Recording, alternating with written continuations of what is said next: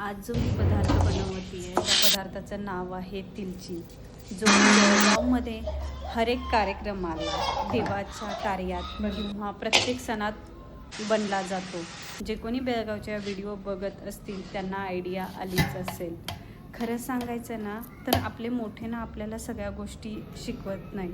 आपण ना त्यांना बघून बघून खूप काही गोष्टी शिकत असतो.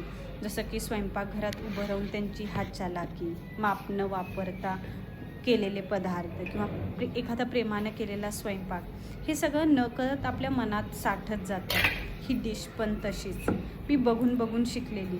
आज म्हटलं माझ्याकडं थोडा टाईम आहे, चला ट्राय करू. जेव्हा हा पदार्थ मी बनवत होते ना, घरात सेम तसा सुगंध पसरलेला.